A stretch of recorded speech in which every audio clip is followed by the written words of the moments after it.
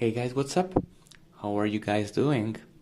Well, welcome to another chapter of Geek, and today we're gonna talk a little bit about the Pythagorean theorem. And we use this one for right triangles. So be ready, and we're about to start. Welcome!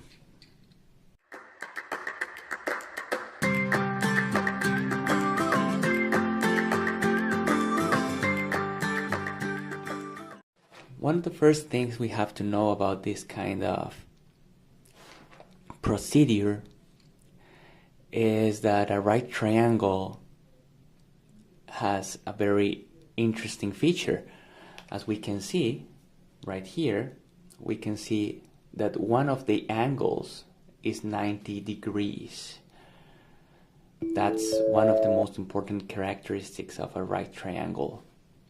Having said that, it's important for us to know that this side of the triangle that we're gonna call C is what in geometry and for the Pythagorean theorem we're gonna call the hypotenuse. This is gonna be a very important part because this is gonna be leading the main and most important formula for the Pythagorean theorem, which is this one. C squared equals a squared plus b squared, where a squared is one of the sides of the triangle and b squared is the other side of the triangle. So basically with this, what we want to prove is that we can always calculate under the Pythagorean theorem the hypotenuse or any side of any right triangle.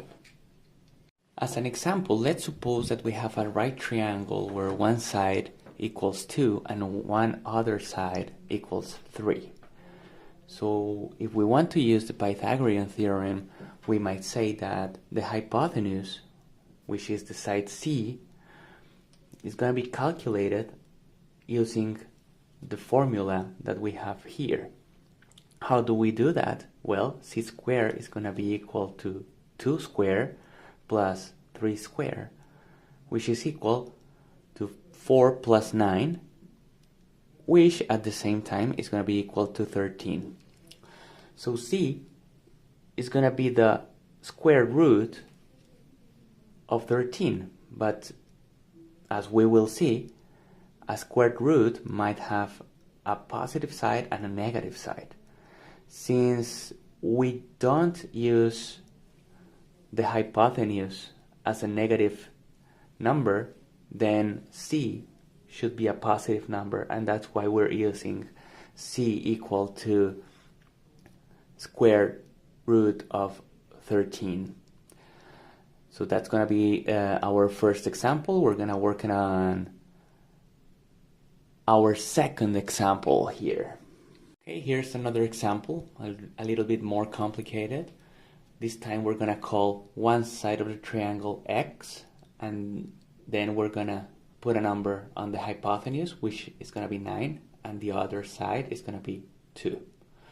So for this example, we know that according to the Pythagorean theorem, 9 squared would be equal to 2 squared plus x squared. Since we're gonna calculate x, then what we need to do is to bring the 2 squared to the left side of the equation. So 9 squared is 81 and 2 squared is 4. So 81 minus 4 would be x squared. And then this 81 minus 4 would be 77, which would be x squared. And now again, if we want x, we would be using only the positive part of the squared root. So x would be the squared root of 77. Well, that is everything for today, guys, and I really hope you have enjoyed this lesson. Please subscribe to the channel and feel free to ask as many questions you want. Thank you for coming, and I hope you have liked the video. Take care, and well, this was Nick the Geek, and I hope to see you guys next week. Thank you very much. Have fun!